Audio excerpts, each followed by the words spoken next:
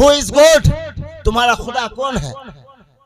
میں آپ کو دل سے مبارکباد پیش کرتا ہوں کہ آپ اپنے بچے کو ضرور پڑھائیے، اصلی تعلیم سکھلائیے۔ وقت کی ضرورت ہے، وقت کا تقاضا ہے۔ اگر آپ کا بچہ حافظ بنے، حافظ بننے کے ساتھ ساتھ بہترین ڈاکٹر بھی بنے۔ اگر آپ کا بچہ عالم بنے، وقت کا تقاضا ہے عالم کے ساتھ ساتھ بہترین انجینئر بنے۔ وقت کا تقاضا ہے اگر آپ کا بچہ مفتی ہے، وقت کا پروفیسر بنے۔ یہ وقت کا تقاضا ہے۔ الحمد لله وكفى وسلام على عباده الذين اصطفى، أما بعد. قال الله تبارك وتعالى في كلامه الكريم: أعوذ بالله من الشيطان الرجيم،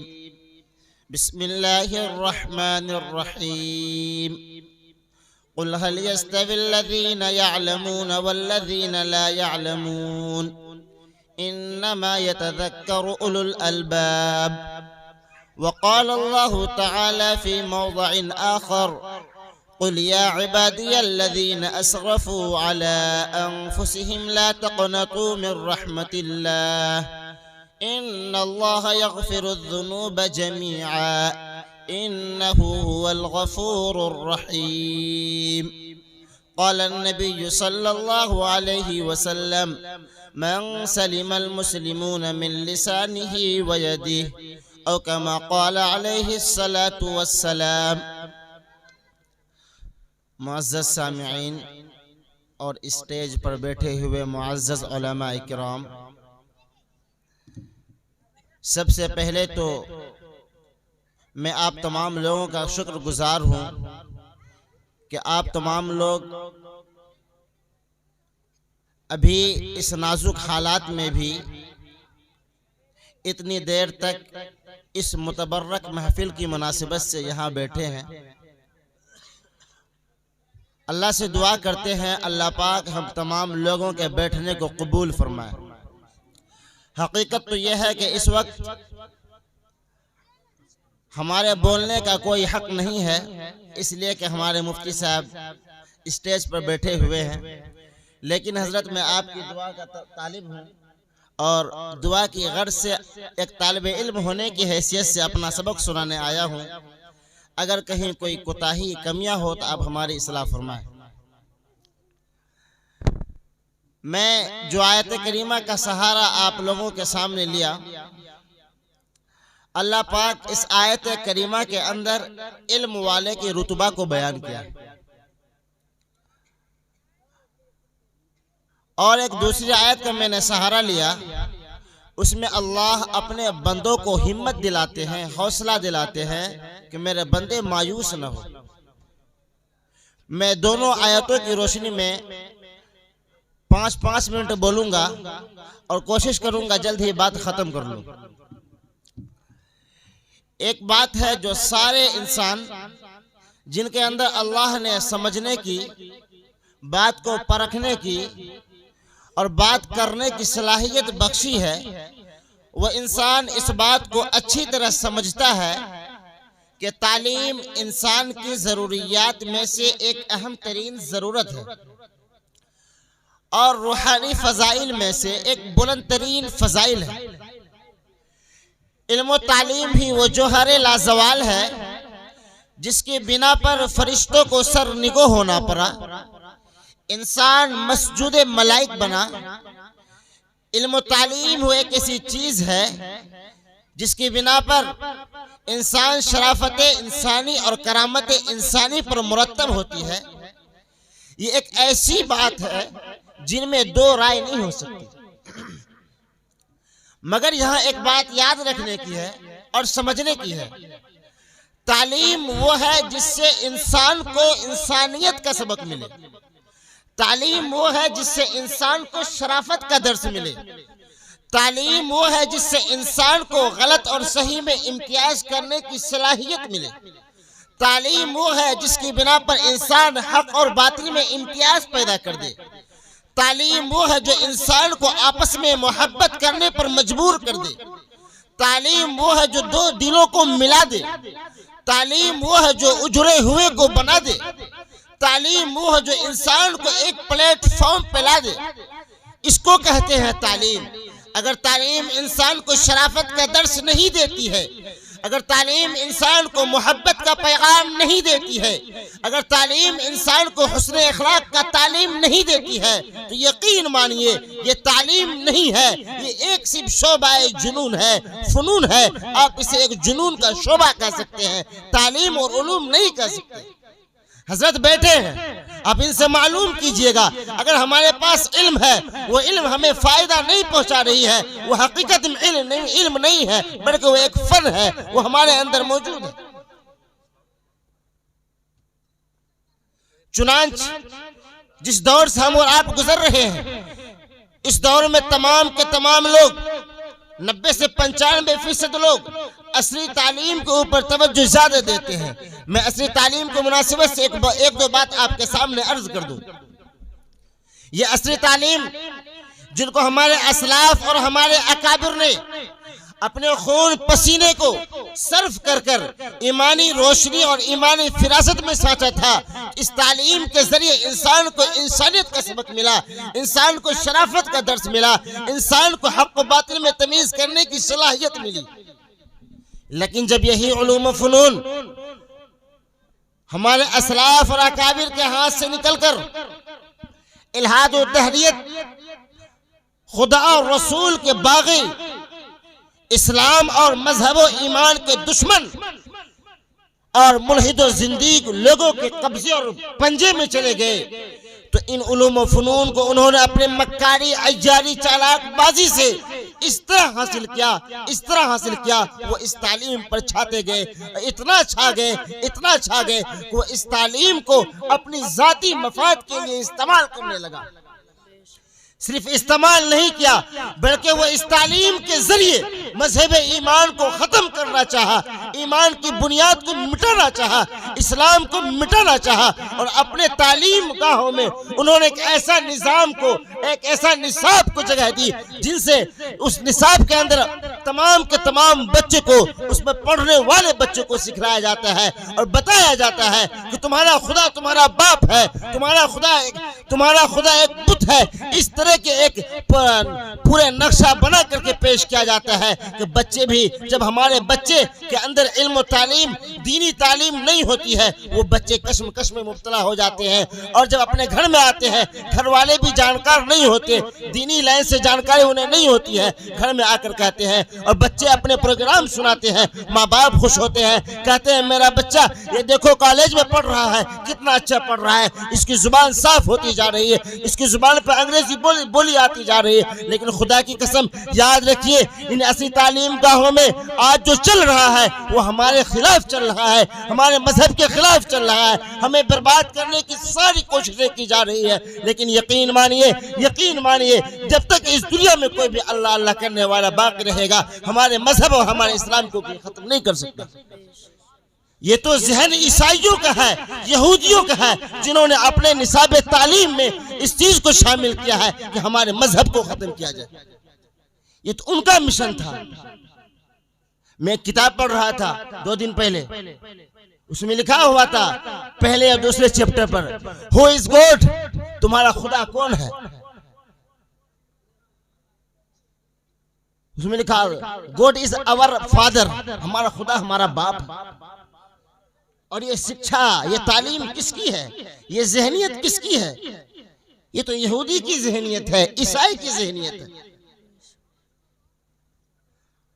ہمارا جو بچہ ہے، ہم انہیں کالج میں بھیج کر بہت بڑا کام کر رہے ہیں۔ میں آپ کو دل سے مبارکباد پیش کرتا ہوں کہ آپ اپنے بچے کو ضرور پڑھائیے، عصری تعلیم سکھلائیے۔ وقت کی ضرورت ہے، وقت کا تقاضا ہے۔ اگر آپ کا بچہ حافظ بنے، حافظ بننے کے ساتھ ساتھ بہترین ڈاکٹر بھی بنے۔ اگر آپ کا بچہ عالم بنے، وقت کا تقاضا ہے عالم کے ساتھ ساتھ بہترین انجینئر بنے۔ وقت کا تقاضا ہے اگر آپ کا بچہ مفتی ہے، وقت کا پروفیسر بنے۔ یہ وقت کا تقاضا ہے۔ لیکن اے مسلمانوں کی جماعتوں سنو، پہلے سب سے پہلے اگر اپنے بچے کو ایمان والا دیکھنا چاہتے ہو اور مستقبل فیوچر میں اس کے ایمان والی حالت میں مرنا چاہتے ہو، دیکھنا چاہتے ہو کہ وہ مذہب ایمان پر مرے، اس کا خاتمہ ایمان پر ہو۔ اے لوگوں، سب سے پہلے اپنے بچے کو کالج میں نہ بھیجو، اسکول میں نہ بھیجو، نرسری اسکول میں نہ بھیجو، سب سے پہلے اگر انہیں بھیجنا ہے مسجدوں میں بھیجو، مسجد کے اماموں کے پاس بھیجو، مسجد میں علماء بیٹھے ہوں گے ان کے پاس بھیجاؤ، ان سے خود سیکھو، اپنے بچوں کو سکھلاؤ، تب جا کر وہ بچے جب بڑے ہوں گے آپ کی بھی عزت کریں گے، آپ کے ماں باپ کی عزت کریں گے، آپ کے گھر کو رونما بنائیں گے، رونق نما بنائیں گے، اور آپ کے جب اپنے بچوں کے سامنے سے آپ گزریں گے آپ کے بچے ادب سے آپ کو سلام کریں گے، اس وقت جو آپ کے دل میں خوشی ہوگی، خدا کی قسم ایک ڈاکٹر آئے گا آپ کے گھر میں جو اصلی تعلیم حاصل کیے ہوں گے آپ کے سامنے آئے گا، اور بیٹھ جا، خدا کی قسم کلیجہ کٹ جائے گا، آپ کو اس وقت خون کام کرنا بند کر دے گی۔ یہ بچہ ہے جسے ہم نے اصلی تعلیم سکھلایا ہے، کالج میں بھیجا ہے، ڈاکٹر بنایا ہے، وہ بچہ آج جس کو میں نے پیدا کیا، جو میرے ذریعے پیدا ہوا ہے، خدا نے پیدا کیا، ذریعہ میں بنا، وہ میرا بیٹا کہتا ہے باپ بیٹھ جا۔ ایک میرا بچہ ہے مدرسہ میں پڑھا ہے، آ کے سلام کرتا ہے، کہتا ہے السلام علیکم والد محترم۔ خدا کی قسم دونوں بچے میں فرق دیکھیے گا، زمین و آسمان کا فرق ملے گا۔ آپ کا مدرسہ میں پڑھا ہوا بچہ 10 روپے کمائے گا لیکن آپ کو عزت سے پکارے گا، آپ کا وہ کالج میں پڑھا ہوا بچہ 100 روپے کمائے گا لیکن آپ کو ادب سے نہیں پکارے گا، بلکہ وہ کہے گا آؤ بیٹھ جا۔ لیکن اگر آپ نے اس بچے کو مدرسے میں تعلیم سکھلایا ہوگا، مسجد کے اماموں کے پاس بھیجا ہوگا، اگر وہ ڈاکٹر بھی ہوگا وقت کا تب بھی وہ سلام کرے گا، اس لیے کہ اس کی تعلیم پہلے سب سے پہلے ابتدائی تعلیم مدرسے میں ہوئی، مدرسے کے مسجدوں کے اماموں کے پاس ہوئی، انہوں نے اسے سکھلایا ہے۔ ماں باپ کو فلا تقل لہما اف ولا تنہرہما، اگر تمہارے ماں باپ میں سے کوئی ہو اسے اف بھی مت کہنا، یہ مسجد کے اماموں نے سکھلایا ہے، مدرسے کا اساتذہ نے سکھلایا ہے۔ اس لیے لوگوں اپنے بچوں کو سب سے پہلے، اگر تم اپنے بچے کو ایمان والا دیکھنا چاہتے ہو، مسلمان دیکھنا چاہتے ہو، سب سے پہلے اپنے بچوں کو ابتدائی تعلیم مدرسے، مساجد یا مکاتب میں دلواؤ، اپنے گاؤں کے علماء یا جو آپ کے فضلاء لوگ ہیں ان کے پاس بھیجو، خود بھی جاؤ اپنے بچوں کو بھیجو، تاکہ آپ کا بھی اور آپ کا بچے کا بھی دونوں کی زندگی بنے، دنیا کی زندگی بھی اور آخرت کی زندگی بھی۔ پہلی بات۔ دوسری بات جو میں نے آپ کے سامنے جو آیت کریمہ تلاوت کی ہے اس میں اللہ رب العالمین نے فرمایا قُلْ يَا عِبَادِيَ الَّذِينَ أَسْرَفُوا عَلَىٰ أَنفُسِهِمْ لَا تَقْنَطُوا مِن رَحْمَةِ اللَّهِ، اے نبی آپ کہہ دیجئے میرے ان بندوں سے جنہوں نے اپنے آپ پر زیادتی کر اپنا نقصان کیا ہے، میرا کچھ نہیں بگاڑا، اپنے جان پر زیادتی کر کے اپنا نقصان کیا، میرا کچھ نہیں بگڑا، ان سے کہہ دو لا تقنطوا من رحمت اللہ، وہ اللہ کی رحمت سے مایوس نہ ہو، نا امید نہ ہو، اس کا اللہ تیار ہے معاف کرنے کے لیے، شرط ہے صدق دل اور صدق زبان کی۔ ایک مرتبہ میرا بندہ میرے پاس آ تو جا، وَأَنِيبُوا إِلَىٰ رَبِّكُمْ، اے میرے بندے تو اپنے رب کی جانب لوٹ جا، واپس آ جا، وَأَسْلِمُوا لَهُ مِن قَبْلِ، اور اپنے رب کا فرما بردار بن جا،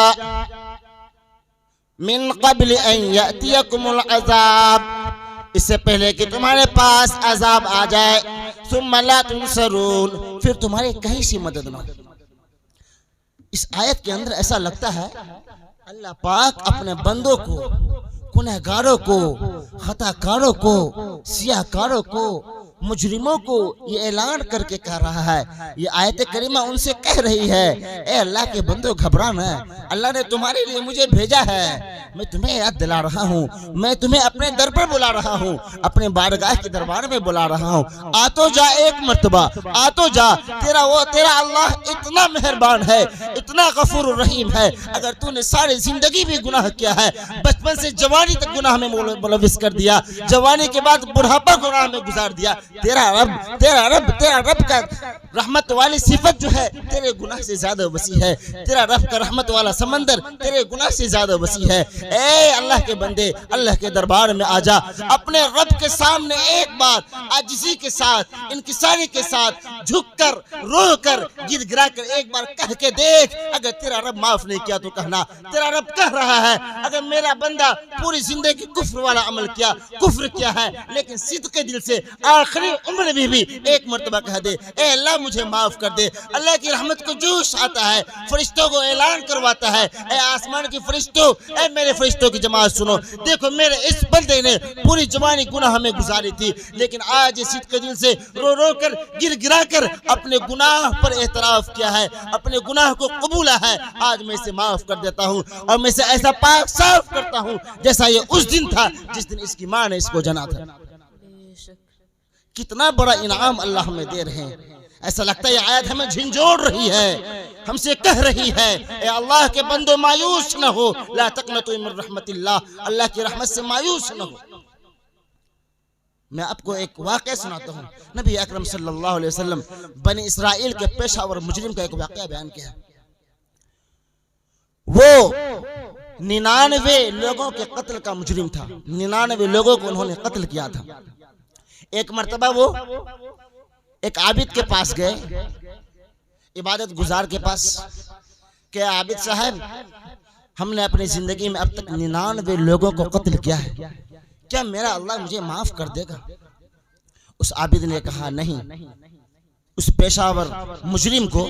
غصہ آیا اور اس کا بھی گلا کو اڑا دیا۔ اب وہ 100 انسانوں کے قتل کا مجرم ہو گیا۔ کچھ دنوں کے بعد اس کو پھر سے جھنجھوڑا گیا، اس کے نفس نے، اس کے ضمیر نے اس کو پھر سے جھنجھوڑا، کیا تیرا رب تجھے معاف کر دے گا؟ وہ اس فریاد کو لے کر عالم کے پاس گیا، ایک عالم کے پاس، پڑھا لکھا آدمی کے پاس، عالم کے پاس گیا۔ عالم صاحب سے کہا اے عالم صاحب ہم نے اپنی زندگی میں 100 انسانوں کو قتل کیا ہے، کیا میرا اللہ مجھے معاف کر دے گا؟ عالم نے کہا ہاں اللہ معاف کر دے گا، لیکن شرط ہے جس سرزمین پر تم نے گناہ کیا ہے، جہاں کا یہ ماحول گندا ہے، اس سرزمین کو چھوڑ کر چلے جاؤ، اس سرزمین کو چھوڑ کر چلے جاؤ، راستہ طے کرنا اور اس جگہ چلا جانا جہاں یہ سب کام نہیں ہوتا۔ چنانچہ انہوں نے توبہ کی، استغفار کیا، اللہ سے معافی مانگا، اور جب راستہ سفر کرنا طے کیا، راستہ میں جاتے جاتے اس کا موت کا وقت آ گیا۔ موت کے فرشتے، جب موت کا وقت آیا 2 فرشتے حاضر ہوتے ہیں، ایک عذاب والا فرشتہ، ایک رحمت والا فرشتہ۔ جب دونوں آپس میں ملتے ہیں، مباحثہ کرتے ہیں، آپس میں گفتگو کرتے ہیں، موت والا فرشتہ، عذاب والا فرشتہ کہتا ہے میں اسے جہنم میں لے جاؤں گا، رحمت والا فرشتہ کہتا ہے میں اسے جنت میں لے جاؤں گا۔ آپس میں دونوں بحث کر رہے ہیں، اللہ فیصلہ کرتا ہے دیکھو راستہ ان کا دیکھو، اگر راستہ وہ اتنا طے کر لیا ہے، مجرمانہ بستی سے باہر نکل گیا ہے، اس کو اپنے ساتھ لے جاؤ۔ چنانچہ وہ راستہ دیکھا جاتا ہے جہاں ہجرت کرنے والے تھے، آدھا طے کر کے ایک بالشت آگے بڑھ جاتے ہیں، چنانچہ رحمت والے فرشتے کو حکم ہوتا ہے انہیں اپنے ساتھ لے جاؤ۔ تو بتائیے اے لوگوں، اللہ نے کتنا بڑا انعام رکھا ہے، اللہ ایسے لوگوں کو معاف کر دیتے ہیں تو کیا ہمیں معاف نہیں کریں گے؟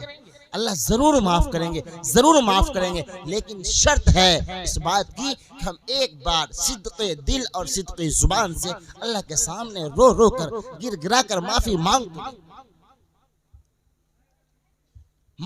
کر دیکھیں۔ عاجزی، آج کا وقت ایسا ہے اگر انسان عاجزی کرے، اپنے آپ کو رب کے سامنے جھکائے اور اپنے آپ کو اپنے بڑوں کے ادب اور تقاضے میں جھکائے تو انسان اسے کمزور سمجھتا ہے، انسان اسے کمزور سمجھتا ہے۔ حالانکہ ایسا نہیں ہے، اگر آپ کو کوئی عالم دین قدر کر رہا ہے، آپ کی عمر کی قدر کر رہا ہے، آپ کے سامنے محبت سے بات کر رہا ہے تو اس کے وہ اخلاق ہیں، اسے آپ کمزور مت سمجھیے۔ آج کا وقت ہے کہ ہم علماء کو، فضلاء کو، حفاظ کو لوگ گری نظروں سے دیکھتے ہیں اور کہتے ہیں ان کا حال دیکھو، ان کی ایک ایک کمیاں کو دیکھا جاتا ہے۔ اے لوگوں، علماء حفاظ کے پیچھے نہ پڑو، ان کی قدر کرو، ان کے جوتی کو سیدھا کرو، خدا کی قسم تمہاری زندگی بن جائے گی، دنیا کی زندگی، آخرت کی زندگی۔ اس لیے اے لوگوں، اللہ سے ہم تمام لوگ معافی چاہتے ہیں۔ کل کی رات آنے والی ہے، بڑی پیاری رات ہے، اس میں اللہ تمام لوگوں کو معاف کر دیتے ہیں سوائے چند لوگوں کے۔ اللہ سے ہم دعا کرتے ہیں اللہ ہم ان لوگوں میں سے نہ ہو، اللہ ہم تمام کو معاف کرے۔ ہم اسی باتوں پر اپنی بات کو ختم کرتا ہوں۔ وآخر الدعوانا ان الحمد للہ رب العالمین۔